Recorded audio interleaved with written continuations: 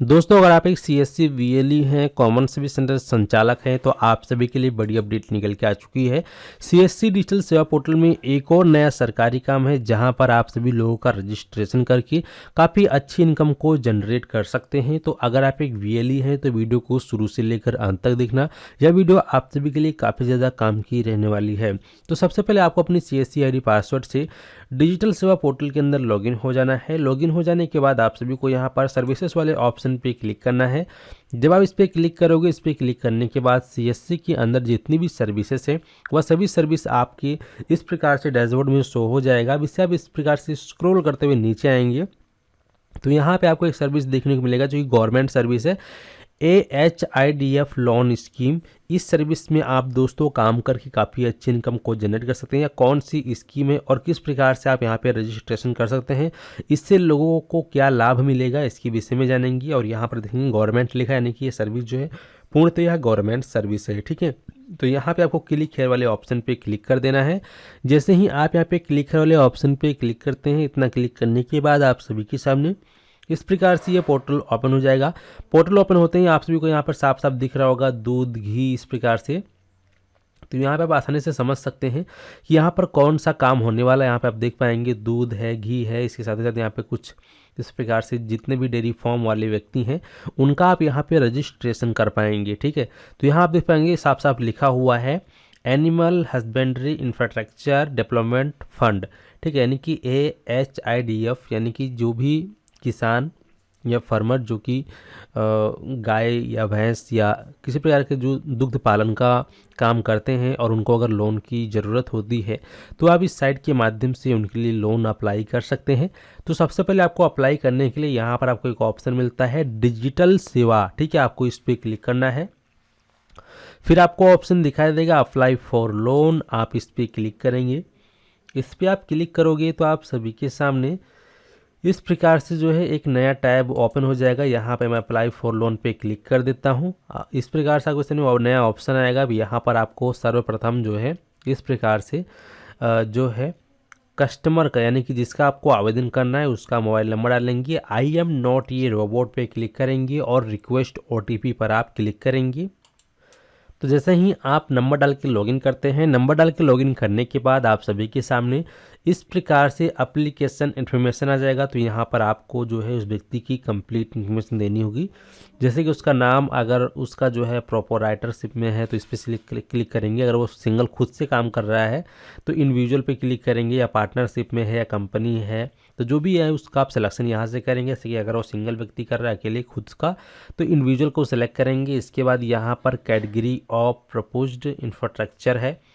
ठीक है, तो यहाँ पर किस प्रकार की कैटेगरी है, एनिमल फीड प्लांट लगा रखा है या फिर जो है meat processing and value addition है, डेयरी प्रोसेसिंग वैल्यू एडिशन है।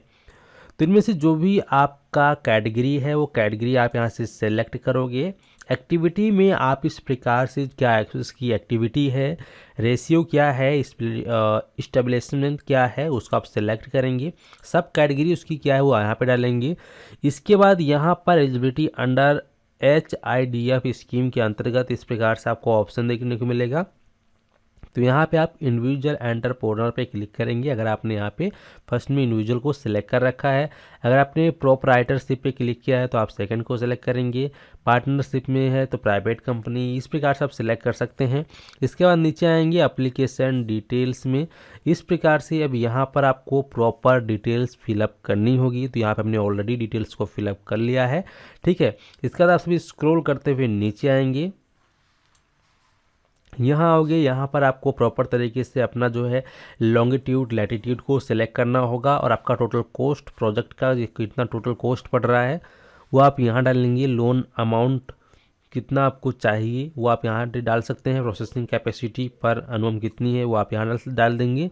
और इस प्रकार से जो है number of employ propose in project, यानी कि इस प्रोजेक्ट में कितने एम्प्लॉय जो है काम कर रहे हैं वो आप यहाँ डालेंगे एंड नेक्स्ट पर क्लिक करेंगे। ठीक है, जैसे ही आप यहाँ पे नेक्स्ट पे क्लिक करोगे, नेक्स्ट वाले बटन पे क्लिक करने के बाद आप सभी के सामने इस प्रकार से अपलोड डॉक्यूमेंट का सेकंड सेक्शन आ जाएगा। अब यहाँ पर आपको प्रोजेक्ट का जो डॉक्यूमेंट्स होता है उसको आपको अपलोड करना होता है। मैंने ऑलरेडी अपलोड कर दिया है। इसके बाद ऑनरशिप डॉक्यूमेंट जो है वो आपको अपलोड करना है। तो यहाँ पर आपको ओनरशिप में आप जो है उस ज़मीन का जो कागजात होता है अपलोड कर सकते हैं। ठीक है, नीचे आएंगे, आपको फिर उस व्यक्ति का पैन कार्ड अपलोड कर देना है, उसका उद्यम सर्टिफिकेट अपलोड कर देना है, और certificate in incorporation certificate upload करना है। एड्रेस प्रूफ में आप जो है आधार कार्ड अपलोड कर सकते हैं कस्टमर का।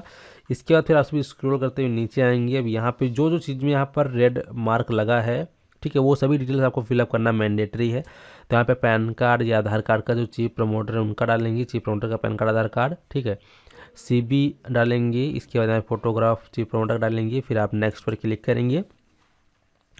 नेक्स्ट पे क्लिक करने के बाद देख पाएंगे आपके सामने सेकंड जो है थर्ड ऑप्शन आएगा सबमिट एप्लीकेशन का।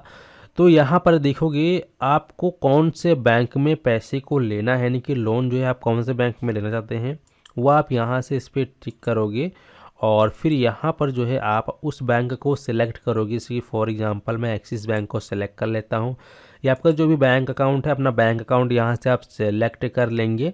ठीक है, तो यहाँ पे चलिए मैं सेलेक्ट कर लेता हूँ इस प्रकार से।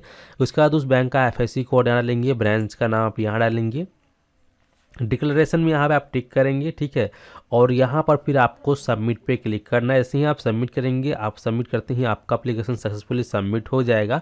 लेकिन आप पूछ रहे होंगे कि हमने तो अकाउंट नंबर डाला नहीं, तो पेमेंट हमारे बैंक में आएगा कैसे? तो दोस्त, अभी जो ज़माना है वो डिजिटल ज़माना चल रहा है। ऐसे में जो आपका पेमेंट है वो आपकी आधार DBT के थ्रू ही आपके बैंक अकाउंट में आएगा।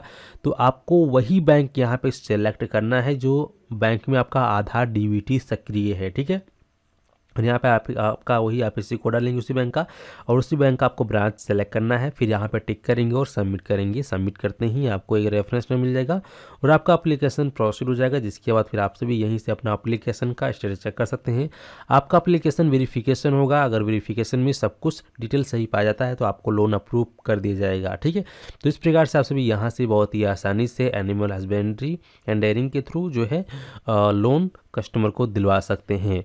उम्मीद करता हूं कि आप लोग अच्छे से समझ गए हैं, और अगर आप चैनल पर पहली बार आए हैं तो सब्सक्राइब करने के साथ साथ नोटिफिकेशन बेल आइकन को ऑन कर लीजिएगा, ताकि आप हमारी वीडियो सबसे पहले देख पाएँ। तो चलिए इस वीडियो को समाप्त करते हैं।